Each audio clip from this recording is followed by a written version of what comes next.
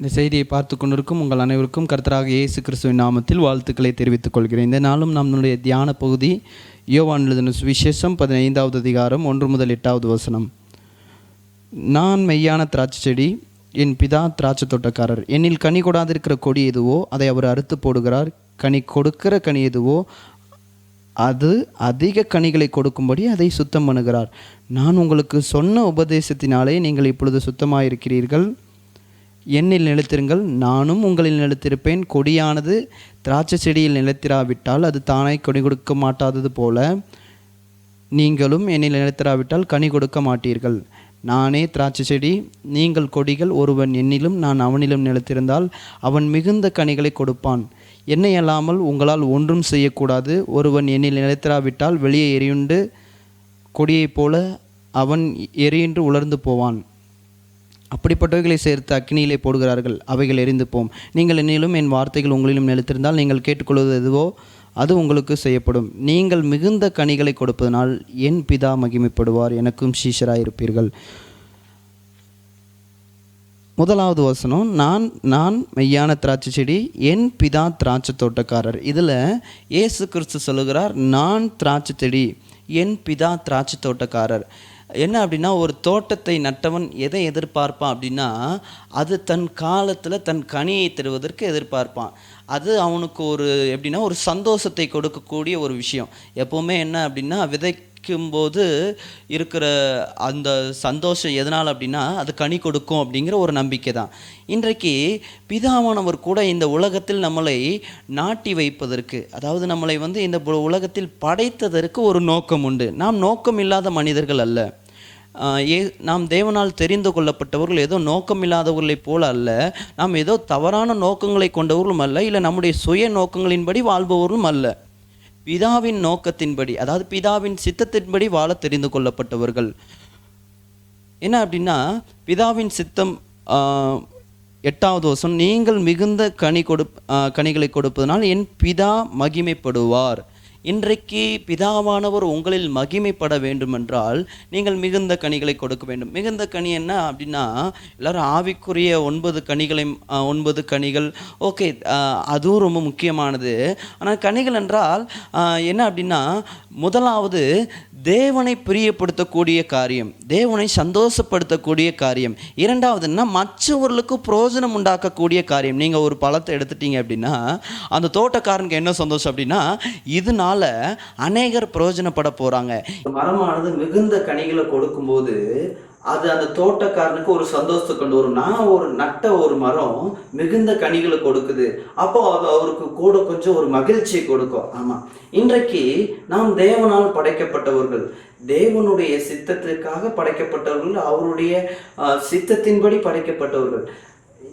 அவருடைய நோக்கமும் என்ன அப்படின்னா, அவரை சந்தோஷப்படுத்துகிற எதன் மூலமா, நாம் மிகுந்த கனி கொடுக்கறது மூலமா. அப்போ மிகுந்த கனிகளை எதனால கொடுக்க முடியும், எப்படி கொடுக்க முடியும், அதற்கும் இதுல பதில் இருக்கு. 4வது வசனம், என்னில் நிலைத்திருங்கள், நானும் உங்களில் நிலைத்திருப்பேன். கொடியானது திராட்சை செடியில் நிலைத்திராவிட்டால் அது தானாய் கனி கொடுக்க மாட்டாது போல நீங்களும் என்னில் நிலைத்திராவிட்டால் கனி கொடுக்க மாட்டீர்கள். அப்படின்னா என்ன அர்த்தம் அப்படின்னா, இதுல திராட்சை செடி யார் அப்படின்னா ஜீசஸ் கிரைஸ்ட். அவர் தன்னையே சொல்கிறாரு திராட்சை செடி. அது மட்டும் இல்ல, 5வது வசனத்தை பார்த்தீங்க அப்படின்னா அழுத்தி சொல்லியிருப்பாரு, நானே வழியும் சத்தியம் ஜீவனுமா இருக்கிறேன் அப்படிங்கிற மாதிரி. நானே திராட்சை செடி, முதல்ல நான் திராட்சை செடி அப்படின்னு 1வது வசனத்துல ஆரம்பிக்கிறாரு. 5வது வசனத்துல அதோடைய அழுத்தத்தை பாருங்க, நானே திராட்சை செடி. இதுல வேற எந்த ஒரு மாற்றமும் இல்லை, வேற ஏதோ திராட்சை செடி இல்லை, இயேசு கிறிஸ்து மாத்திரம்தான் அந்த திராட்சை செடி, வேற ஏதோ திராட்சை செடி இல்லை. அதுதான் ஃபேக்ட். திராட்சை தோட்டக்காரர் யாரு? பிதாவானவர். அதுல எந்த ஒரு மாற்றமும் இல்லை. நம்ம வேற ஏதோ திராட்சை செடியில இல்ல. திராட்சை செடி யாருன்னா இயேசு கிறிஸ்து. அதுதான் பைபிள் சொல்லுகிற ஒரு உண்மை. என்ன அப்படின்னா, நானே திராட்சை செடி, அதை இயேசு கிறிஸ்து அழுத்துகிறார். அழுத்துகிறது மாத்திரம் இல்ல, அதுல 2 காரியத்தை அழுத்துக்கிறார். என்ன அப்படின்னா, என்னில் நிலைத்திருங்கள், நானும் உங்களில் நிலைத்திருப்பேன். என்னில் நிலைத்திருங்கள், நானும் உங்களில் நிலைத்திருப்பேன். வேற ஒன்றும் இல்லை. நாம ஒரு மரத்துல உள்ள சில கிளைகளை பார்க்கும்போது அந்த கிளைகள் கனி கொடுப்பதற்கு காரணம் என்ன அப்படின்னா, அந்த கிளைகள் அந்த மரத்தோடு அட்டாச்டு. அதாவது என்ன அர்த்தம் அப்படின்னா, நீங்க பார்த்தீங்க அப்படின்னா அது தொடர்புடையதா இருக்கும், ஒரு கனெக்ஷன். அதில் கனெக்ஷன் இல்லை அப்படின்னா there is no life அப்படின்னா அர்த்தம் உயிர் இல்லை. கனெக்ஷன் இல்லைன்னா அப்படி அதில் உயிர் இருக்காது, அதோடைய இலைகள் வாடி போயிடும் கொஞ்சம் நாட்களில், அதில் கனிகளையும் பார்க்க முடியாது. ஸோ நம்ம அந்த கொடி அந்த என்னது மரத்தில் அந்த கிளை வந்து கனெக்ஷனில் இருந்தால் மட்டும்தான் உயிர் இருக்கிறதா அர்த்தம். உயிர் இருந்தால் மட்டும்தான் கனி கொடுக்க முடியும். அதே மாதிரி நாம ஜீசஸ் கிரைஸ்டோடு ஒரு தொடர்பு இருக்கணும். அந்த தொடர்பு இருந்தாதான் நாம ஜீசஸ் கிரைஸ்து கூட ஒரு என்னது நிலைத்திருக்கிறோம்னு சொல்ல முடியும். நிலைத்திருக்கிறது மட்டும் இல்ல, நானும் உங்களை நிலைத்திருப்பேன். நல்லா கவனிச்சுக்கோங்க, நாம சொல்லுவோம் ஜீசஸ் கிரைஸ்ட் என் கூட இருக்கிறாரு, கரெக்ட். ஆனா அதுக்கு முன்ன ஆண்டவர் கொடுக்கிற கண்டிஷன் என்னில் நிலைத்திருங்கள், என்னில் நிலைத்திருங்கள். ஆண்டவர் உங்க கூட தான் இருக்கிறாரு, ஆனா நீங்க ஆண்டவர் கூட இருக்கிறீங்களா? நிறைய பேர் சொல்றீங்க காட் பி வித், என் கூட தேவன் இருக்கிறாரு அதனால நான் எல்லாத்தையும் செய்ய. நீங்க தேவனோட எவ்வளவு நேரம் இருக்கிறீங்க? This is the matter. முதல்ல கவனிச்சுக்கோங்க, என்னில் நிலைத்திருங்கள் நானும் உங்கள் நிலைத்திருப்பேன். ஃபர்ஸ்ட் கண்டிஷன் ஆண்டவர் என்ன சொல்றாரு அப்படின்னா என்னில் நிலைத்திருங்கள் நானும் உங்களில் நிலைத்திருப்பேன். அதனால இயேசு கிறிஸ்து உங்களில் நிலைத்திருக்கணும் அப்படின்னா நீங்கள் இயேசு கிறிஸ்துவோடு நிலைத்திருக்கணும். அப்படின்னா என்ன அர்த்தம்? Constantly attached with God. அப்போ என்னது? Connection with God, communion with God, fellowship with God. இதுக்கு மீனிங் என்ன அப்படின்னா ஆண்டவரோடு தொடர்பு. அப்போ ஆண்டவருடைய தொடர்பு அப்படின்னா என்ன அர்த்தம் அப்படின்னா அதில் எந்த ஒரு முறிவும் இருக்காது. அந்த கிளையில சில முறிவு அப்படிலாம் இல்லை, ஃபுல் தொடர்பு. ஃபுல் தொடர்பு என்ன அர்த்தம்னா நான் அவருக்குள்ள இருக்கிற ஜீவன் நம்மளுக்குள்ள புறப்பட்டு வரணும். அவருக்குள்ள இருக்கிற அந்த ஜீவன், அந்த சாறு சொல்ல போனா என்ன, அதுக்குள்ள இருக்கிற ஒரு சாறு நீரோட்டம் நம்மளுடைய வாழ்க்கையிலும் புறப்பட்டு வரணும். அப்படின்னா நீங்க வந்து என்னது ஆண்டவரோடு நிலைத்திருக்கிறீங்கன்னு அர்த்தம். ஓகே, ஆண்டவரோடு நிலைத்திருக்கிறதா என்ன அப்படின்னா ஃபெலோஷிப் வித் காட். ஆண்டவருக்கும் உங்களுக்கும் ஒரு தொடர்பு இருக்கணும். தொடர்புனா என்னது? நான் என்னைக்கோ ஒரு நாள் இயேசு கிறிஸ்துவை ஏற்றுக்கொண்டேன், ஸோ அதனால ஆண்டவர் என்னோட தொடர்பு இருக்கிறாரு, அதுவா? இல்லை இல்லை இல்லை, அது தொடர்பு இல்லைங்க. என்னைக்கோ ஒரு நாள் நான் இயேசு கிறிஸ்துவை கேள்விப்பட்டேன், அப்போ நான் ஏற்றுக்கொண்டுவேன், அதனால வந்து நான் ஆண்டவரோட நிலைத்திருக்கேன். இல்லை இல்லை இல்லை, ஆண்டவரோட நிலைத்திருக்கிறேன் யார் சொல்ல தெரியுமா? அனுதினமும் அவரோடு கூட வாழ்கிறவன், அவரோடு கூட என்னது நடக்கிறவன், அவரோடு கூட பேசுகிறவன், இதுதான் தொடர்பு இருக்கிறவங்க. நீங்கள் சொல்ல போனால் என்ன அப்படின்னா இன்னைக்கு க்ளோஸ் ஃப்ரெண்ட்ஷிப் இல்லை நீங்கள் பார்க்குற காதல் ஜோடிகள் அப்படின்னு சொல்லுவாங்க, லவர்ஸ் அப்படின்னு சொல்லுவாங்கல்ல, அந்த நபர்களை நீங்கள் பார்க்கும்போது ஒருத்தருக்கு ஒருத்தர் பேசலை அப்படின்னா ஒன்றும் நினைக்க மாட்டோம். இது அந்த யாரோ ஒருத்தங்க ரெண்டு பேர் பேசினா போதும், நாம் என்ன சொல்லிடுவோம், இவங்க லவ்வர்ஸ் போல இருக்கு, அதிகமாக பேசுகிறாங்க, இவங்களுக்கு ஏதோ ஒரு தொடர்பு இருக்க போல இருக்கு, ஒருவேளை அண்ணன் தங்கச்சா இருக்கலாம், ஏதோ ஒரு சம் ரிலேஷன்ஷிப் இருக்கு, இவங்க அதிகமாக பேசுறதுக்கு சம் ரிலேஷன்ஷிப் இருக்கு அப்படின்னு சொல்லுவோம். அதே மாதிரி நீங்கள் தேவனோடு தொடர்புல இருக்கிறீங்க அப்படின்னா you should want some relationship with Jesus. அப்போ என்ன அர்த்தம்? ஆண்டவரோடு நெருங்கிய ரிலேஷன்ஷிப். அப்போ என்ன அர்த்தம்னா அவர் பேசுறதை நீங்க கேட்கணும், நீங்க அவர்கிட்ட பேசணும், அவர் பேசுறதை நீங்க கேட்கணும், நீங்க அவர்கிட்ட பேசணும். அப்போ இது என்ன அப்படின்னா ஏதோ ஷெட்யூல் வைத்து நான் வேதம் வாசிக்கிறேன், பைபிள் ஜெபம் பண்றேன் இவ்வளவு நிமிஷம் அப்படின்னு அந்த காரியம் இல்லை. அந்த காரியம் இல்லை. ஃபெல்லோஷிப் அப்படின்னா இன்க்ரீஸ் ஆகணும். ஃபெல்லோஷிப் அப்படின்னா இன்க்ரீஸ் ஆகணும். அப்படின்னா என்ன அர்த்தம்? நம்ம அனுதினமும் அவர்களுக்குள்ள வளரணும். ஏதோ உங்கள் க்ளோஸ் ஃப்ரெண்ட்ஷிப் கூட நீங்கள் எவ்வளோ டைம் முதல்ல ஸ்பெண்ட் பண்ணியிருப்பீங்க, போக போக போக இன்க்ரீஸ் ஆகும், போக போக டிக்ரீஸ் ஆகுதுன்னா அது பேர் என்னது? அது பேர் வந்து ஃப்ரெண்ட்ஷிப் கிடையாது, ஃபெல்லோஷிப் கிடையாது. அப்போ என்ன அர்த்தம்? அவங்க கிட்ட நாம் ஏதோ ஒரு தொடர்புல இருந்து நம்ம விலகி இருக்கிறோம்னு அர்த்தம். அதே மாதிரி தேவனோடு நீங்கள் ஏதோ ஒரு சர்டன் டைம் நீங்கள் வச்சுருந்தீங்க அப்படின்னா தேவனோடு என்னது நீங்கள் ஐக்கியப்பட்டிருக்கிறீங்க அப்படின்னு சொல்ல முடியாது. அப்போ என்ன அர்த்தம்? தேவனோடு நீங்கள் நெருங்கி வாழ்வதன் மூலமா, அதாவது அவரோடு ஐக்கியப்படுவதன் மூலமா உங்களுக்கு ஒரு உயிரோட்டம் வரதண்டிக்கும். உங்களுக்கு இயேசு கிறிஸ்துவில் இருக்கிற அதே ஜீவன் உங்களுக்கு வரதண்டிக்கும். நீங்கள் ஃபெல்லோஷிப்பில் இருக்கணும். வந்த பிறகு ஃபெல்லோஷிப்பை விட்டுணுமா? இல்லை, அது இன்னும் கொஞ்சம் இன்க்ரீஸ் தான் ஆகணும். நீங்கள் கவனிங்க, ஒரு சின்ன கிளை ஸ்டார்டிங்கில் சின்னதாக தான் இருக்குது, ஆனால் அந்த மரம் வளர வளர அந்த கிளை என்ன செய்யும்? வளரும். காரணம் என்ன? அதோடு கூட இணைக்கப்பட்டிருக்குது. ஸோ அதே மாதிரி நீங்கள் அதே நிலைமையில் இருக்கிறேன். நான் வந்து 20 வருஷத்துக்கு முன்னே 10 நிமிஷம் பைபிள் வாசித்தேன், 10 நிமிஷம் நான் ஜெபம் பண்ணேன். இப்போ வந்து அதே லைஃப் தான் இருக்குது. என்ன இப்போ கொஞ்சம் ஊழியங்கள் மட்டும் அதிகமாக இல்லை இல்லை இல்லை, அதை கவனிங்க. 10 வருஷத்துக்கு முன்னே பார்த்த செடி இப்போ பெரிய மரமா ஆகிறதுக்கு காரணம் என்னன்னா, அந்த மரம் பெருசா இருக்குது, ஆனா அது கூட இருக்கிற கிளையும் என்ன செஞ்சிருக்குது, பெருசா இருக்குது. நீங்க பாத்தீங்கன்னா அந்த கிளையை பாத்தீங்கன்னா அடையாளமே தெரியாது, அவ்வளவு பிக்கா இருக்கும். மரம் எவ்வளவு பெருசா இருக்கும், அந்த அளவுக்கு பிக்கா இருக்கும். ஸோ இயேசு கிறிஸ்து உங்களுக்குள்ள இருந்தா நீங்க உங்களுக்குள்ள இருந்தா அவர் இன்க்ரீஸ் ஆகிறது மாதிரி நீங்களும் இன்க்ரீஸ் ஆவீங்க.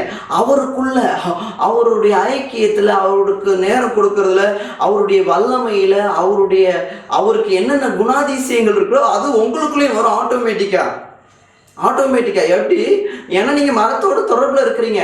நீங்க எதுவும் சாரத்தை உருவாக்க வேண்டாம், அந்த வேறே சாரத்தை உறிஞ்சி அந்த மரத்தின் வழியாக உங்களுக்கு கொடுக்கும். நீங்க எதுவும் கிரியேட் பண்ண வேண்டாம், ஏதோ சம் லைஃப் நீங்களே ஷோ ஆஃப் பண்ண வேண்டாம் மக்களுக்கு. நீங்க தேவனோட தொடர்போடு இருந்தீங்க அப்படின்னா அந்த லைஃப் ஆட்டோமேட்டிக்கா உங்களுக்குள்ள என்ன செய்யும், உயிரோட்டம் இருக்கும். அந்த உயிரோட்டம் மக்களுக்கு தெரியும், இவங்க ஜீசஸ் கிரைஸ்டோட நிலைத்து இருக்கிறாங்கன்னு சொல்லிட்டு. ஓகே, அடுத்து என்ன அப்படின்னா, அடுத்து ஒரு இதை பாருங்க. அதே இதை தான் மறுபடியும் சொல்றாரு. கொடியானது என்னில் நிலைத்திருப்பேன்னு சொல்லிட்டு, கொடியானது திராட்சை செடியில் நிலைத்திராவிட்டால் அது தானாய் கனி கொடுக்க மாட்டாதது போல நீங்கள் என்னில் நிலைத்திராவிட்டால் கனி கொடுக்க மாட்டீர்கள். நல்லா கவனிங்க, ஆண்டவர் ஒரு ஓமையை ஒப்பிட்டு சொல்கிறார். எது தெரியுமா?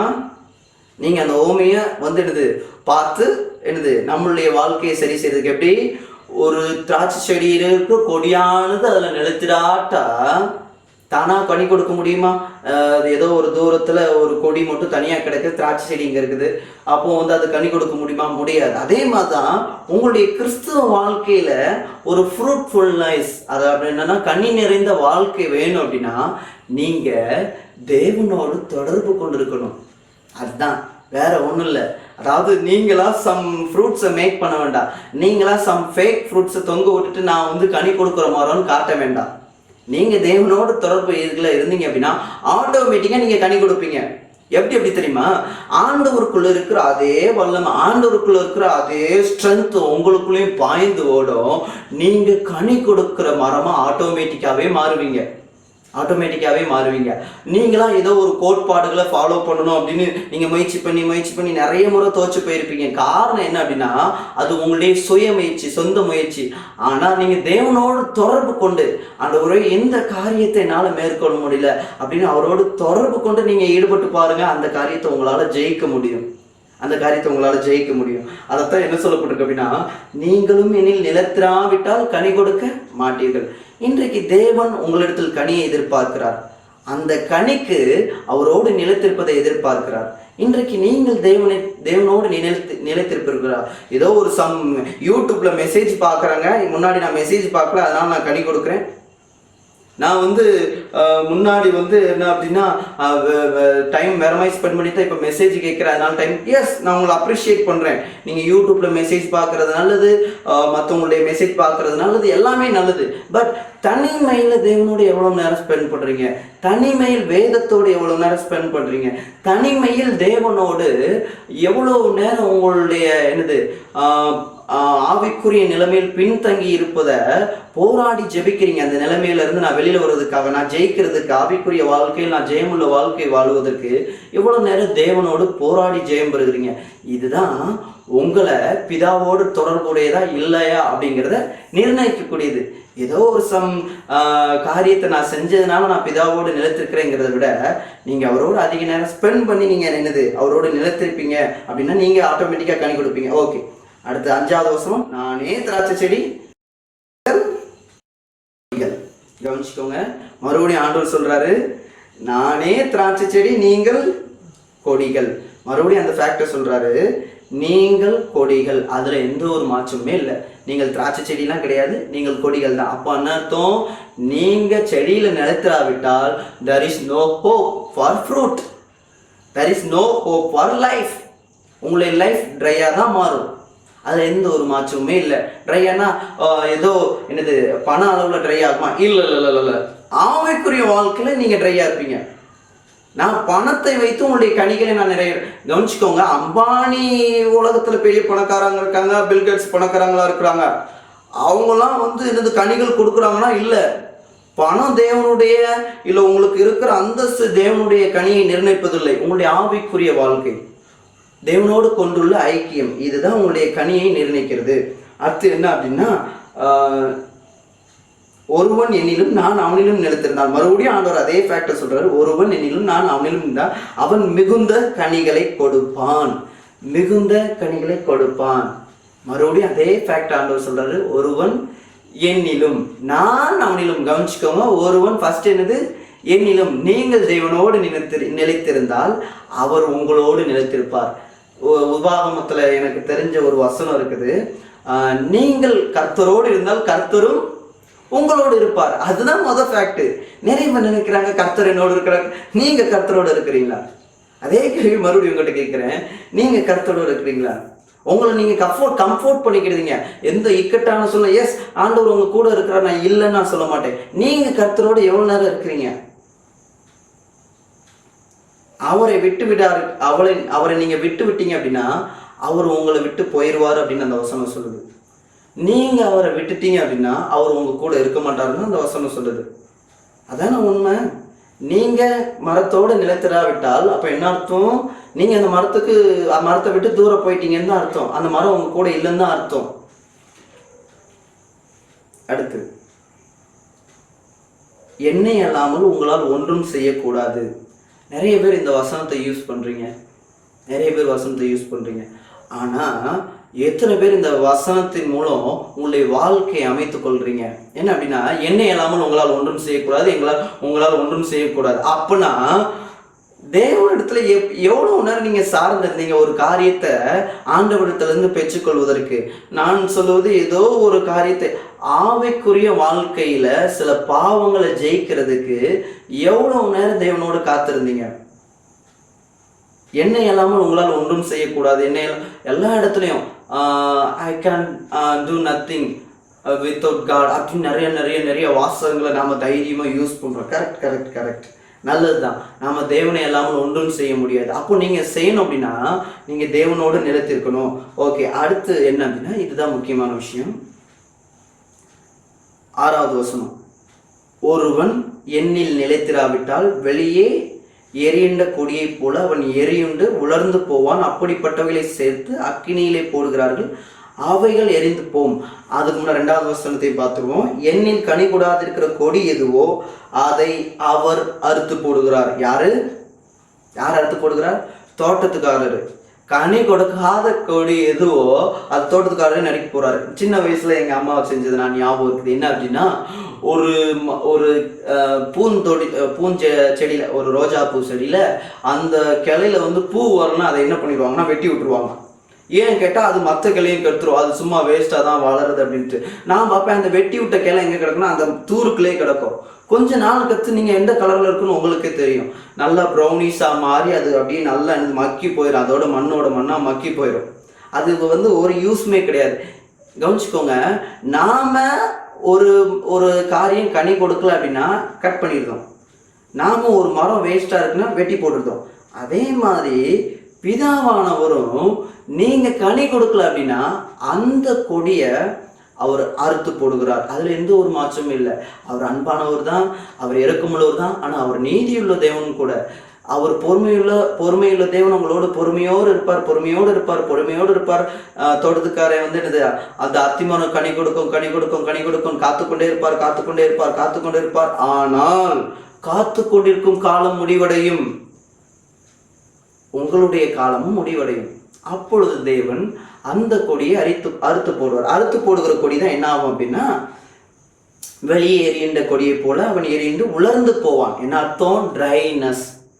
ஒரு ஆவிக்குரிய வாழ்க்கையில உங்களுக்கு ஒரு வெறுமையை உணர்ந்தீங்களா? நல்லா கொஞ்சிக்கோங்க, நான் சொல்றது ஆவிக்குரிய வாழ்க்கையில. நீங்க பண வாழ்க்கையில வெறுமையை உணர்ந்தீங்க அப்படின்னா நான் அந்த காரியத்தை சொல்லப்படலை. ஆவிக்குரிய வாழ்க்கையில நீங்க ஒரு வெறுமை, ஆண்டவருக்கும் உங்களுக்கும் தொடர்பு இல்லாத ஒரு வெறுமை, பாவத்திலே சளைத்து போய் திளைத்து போய் திகைத்து போய் என்ன செய்வதென்று தவித்து போய் இருக்கிறீர்களா? என்னுடைய பாவத்திலிருந்து இனி எனக்கு விடுதலையே இல்லையே, எனக்கு என்னுடைய வாழ்க்கை மாறாதா அப்படிங்கிற ஒரு ஏக்கத்தோடு நீங்க இருக்கிறீங்களா? உங்களை பார்த்து நான் சொல்றேன், அந்த செடியோடு நீங்க நிலைத்திருக்கணும். அப்படி நிலைத்திரல அப்படின்னா வெட்டி போடப்படுவீர்கள். வெட்டி போடப்பட்ட கொடி என்ன செய்யும்? உலர்ந்து போகும். லாஸ்ட் என்ன அப்படின்னா, அந்த கொடியை வச்சு ஒரு பிரயோஜனம் இல்லை, எடுத்துட்டு போய் எரிக்க தான் போறாங்க. அப்போ என்ன அர்த்தம்? நீங்க கனி கொடுக்காவிட்டால் உங்களுடைய தருணம் நிராகரிக்கும் போது உங்களுக்கு நித்திய நியாய தீர்ப்பும் கோபாக்கினையுமே மீஞ்சிருக்கும் அப்படின்னு வேதவசனம் சொல்லுது. நீங்க கிருபையின் ஆவியை நிந்தித்து கொண்டே இருந்தீங்க அப்படின்னா, ஆண்டவர் கொடுக்கிற கிருபைய, ஆண்டவர் கொடுக்கிற தருணத்தை, ஆண்டவர் கொடுக்கிற பலனை, ஆண்டவர் கொடுக்கிற வாய்ப்பை நீங்க மறுதளிச்சுக்கிட்டே இருந்தீங்க அப்படின்னா, நீங்க கிருபையின் ஆவியை நிந்திக்கிறவர்கள், அவர்களுக்கு ஆக்கினை தீர்ப்பு கொடிதான கோபாக்கினையுமே வரும் அப்படின்னு பைபிள் வசனம் சொல்லுது எபிரேயர் 10வது அதிகாரத்துல. இன்றைக்கு கிருபையின் ஆவியை நீங்க நிந்திக்கிறவங்களா இருந்தீங்க அப்படின்னா, இன்னைக்கு நீங்க மனம் திரும்புங்க. ஆண்டவரே, நானும் எனக்கு நீங்க கொடுத்த வாய்ப்பை நான் மிஸ் பண்ணிக்கிட்டு இருக்கிறேன். நீங்க எனக்கு நிறைய வாய்ப்பை கொடுத்துட்டீங்க, நான் ஆனா பாவத்துல தெளித்து போயிருக்கிறேன். நான் வேதம் வாசிக்கிறேன், இருந்தாலும் ஏதோ ஒரு பாவ வாழ்க்கை என்ன ஆட்டி படைக்குது.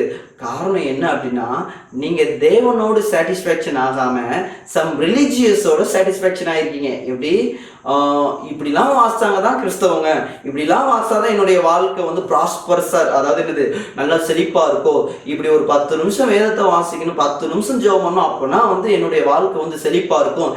இதனால நீங்க வேதம் வாசிப்பீங்க, இதனால தேவனை தேடுவீங்க அப்படின்னா நீங்க ஆண்டவரோட ஐக்கியப்படலை. நல்லா கவனிச்சுக்கோங்க. ஒரு புதுசா கல்யாணம் போற தம்பதிகள் இடத்துல போய் நீங்க என்ன பண்றீங்க அப்படின்னா, அந்த மாப்பிள்ளை வந்து அந்த பொண்ணுகிட்ட போய் பேசும்போது, அம்மா உங்க அப்பா வாங்கி கொடுக்குற கார் எப்படி இருக்கும், உங்க அப்பா கொடுக்குற வீடு எப்படி இருக்கும், உங்க அப்பா எனக்கு வாங்கி கொடுக்குற பைக் எப்படி இருக்கும் அப்படின்னு சொன்னா அந்த பொண்ணுக்கு எப்படி இருக்கும்? இந்த மாப்பிள்ளை கூட வாழும் போல இருக்குமா?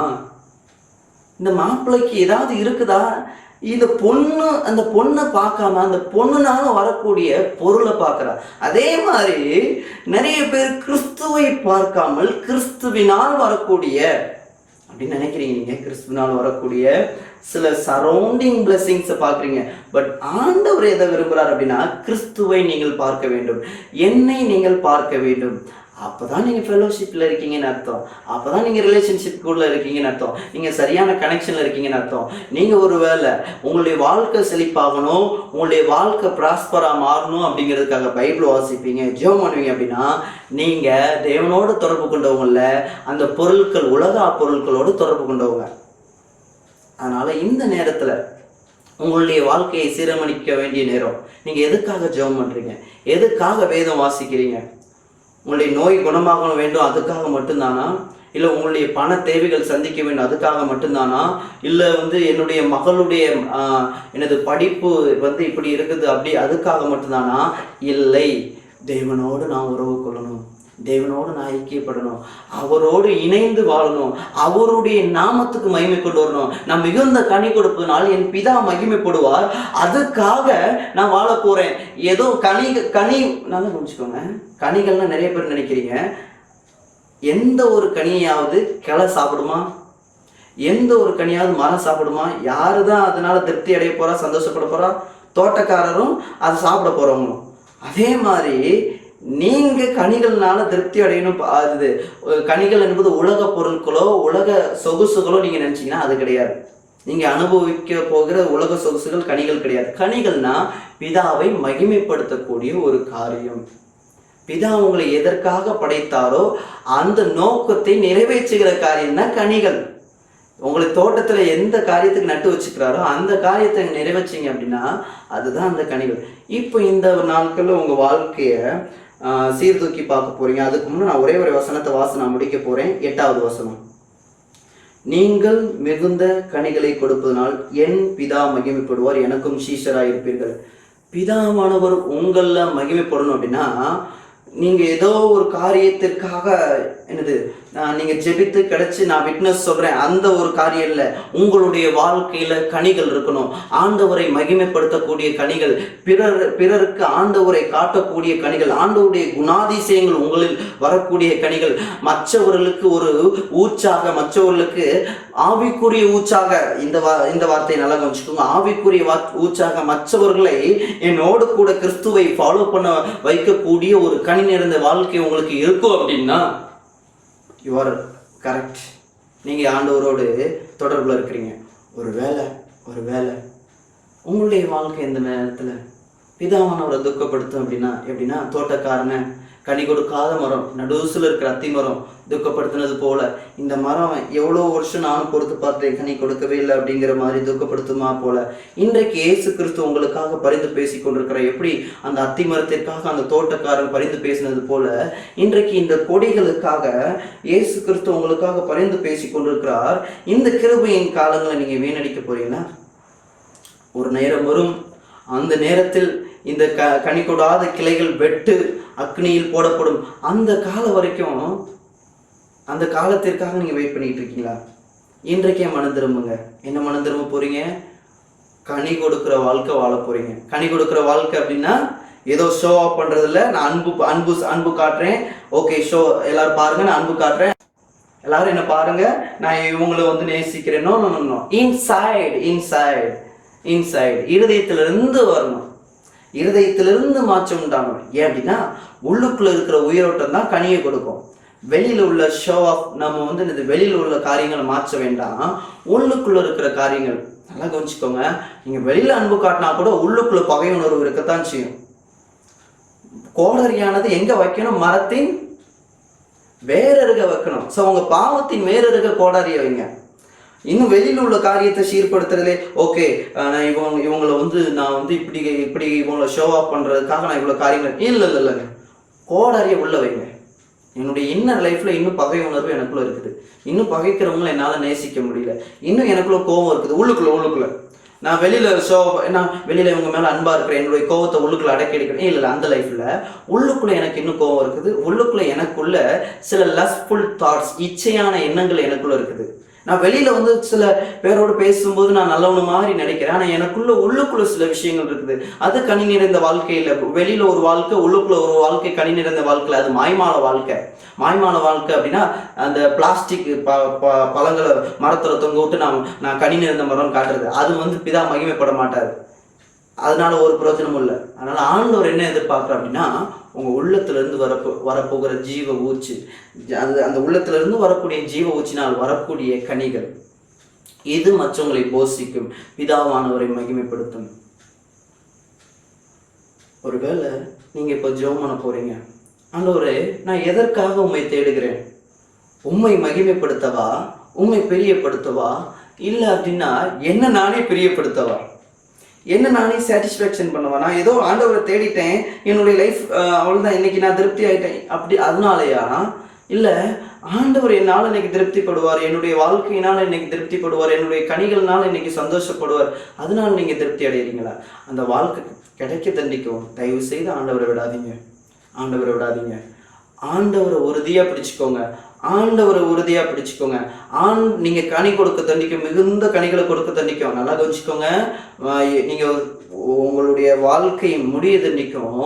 ஆண்டவரோடு இணைந்து இருங்க. ஆண்டவரோடு இருங்க அப்படின்னா, சர்ச்சைக்கு போகிறது மட்டும் பேசலை, ஊழியம் செய்கிறது மட்டும் பேசலை, காணிக்க போடுறது மட்டும் பேசலை, தேவனோடு டைம் ஸ்பெண்ட் பண்ணுறது, தேவனோடு வேதத்தில் வளருது. முன்னாடி வாசிச்ச டைமை விட, முன்னாடி ஜெபம் பண்ண டைமை விட இப்போ இன்க்ரீஸ் ஆகிருக்கணும், குறைஞ்சிருக்கக்கூடாது. குறைஞ்சிருந்து அப்படின்னா என்ன அர்த்தம்? முன்னாடி இருந்த கிளை சின்னதாக இருக்குன்னு அர்த்தம். அப்போ கனெக்ஷனில் இருக்காங்கிறத செக் பண்ணணும். நீங்கள் முன்னாடி நிறைய நேரம் ப்ரேயர் பண்ணிட்டு இப்போ நான் கொஞ்ச நேரம் ப்ரேயர் பண்ணேன் அப்படின்னா நீங்கள் பின்வாங்கி போயிருக்கீங்கன்னு அர்த்தம். அதனால் அந்த வாழ்க்கையை சரி பண்ணுங்க. உங்களுடைய பழைய வாழ்க்கையை நினைத்து பாருங்க. முன்னாடி இருந்த வைராக்கியம் என்னாச்சு? முன்னாடி தேவனுக்காக வாழக்கூடிய என்னாச்சு? ஆண்டவரத்தில் மனம் திரும்புவீங்களா? ஆண்டவர் நோக்கி கேட்கலாமா? ஆண்டவரே நான் கனி கொடுக்கணும், ஆண்டவரே உங்களை நான் அழைத்திருக்கணும். ஒன்றும் இல்லை, நீங்கள் கனி கொடுக்க முடியாது. அதுதான் பைபிளும் சொல்லுது. நீங்கள் பரிசுத்தமாய் வாழ முடியாது. நீங்கள் தேவனுக்காக ஏதாவது செய்யணும்னு வச்சிங்கன்னா அது உங்களால் முடியாது. ஆனால் நீங்கள் தேவனோடு நிலைத்திருப்பீங்க அப்படின்னா, நீங்கள் தேவனோடு சரியான உறவு கொண்டிருப்பீங்க அப்படின்னா, சரியான ஃபெல்லோஷிப், தேவனோடு எதற்காக நீங்கள் ஃபெல்லோஷிப் வச்சுருக்கீங்க அப்படிங்கிற ஒரு நோக்கம் கரெக்டாக இருக்கும் அப்படின்னா, நீங்கள் மிகுந்த கனிகளை கொடுப்பீங்க. உங்களுடைய லைஃப் ஆவிக்குரிய வாழ்க்கையில் ஒரு செழிப்பாய் மாறும். அன்புள்ள ஆண்டவரே, இந்த செய்திக்காக நன்றி ஆண்டவரே. அப்பா, இந்த செய்தியின் மூலமாக ஆண்டவரே அநேகர் ஆண்டவரே பக்கம் திருப்பப்படணும் ஆண்டவரே, உம்மோடு உள்ள ஐக்கியத்தில் வளரணும். அதுதான் ஆண்டவரே நோக்கம். உங்களோட நேரம் அதிகமாக ஸ்பெண்ட் பண்ணணும், உங்களோட கூட அதிகமாக பேசணும், உங்கள் வார்த்தையோடு அதிக நேரம் ஸ்பெண்ட் பண்ணணும், உங்களோட நிலைத்திருக்கணும். மிகுந்த கனிகளை கொடுப்பதற்கு ஆண்டவரே நீங்கள் உதவி செய்யுங்க. இதை கேட்டுக்கிற ஒவ்வொருத்தருடைய உள்ளத்தையும் நீங்கள் தொடுங்க ஆண்டவரே. மாற்றத்தை நீங்கள் கொடுங்க ஆண்டவரே. நீங்கள் மகிமைப்படுங்க. மீட்பர் இயேசு கிறிஸ்துவின் மூலம் ஜெபிக்கிறேன் பிதாவே. ஆமென்.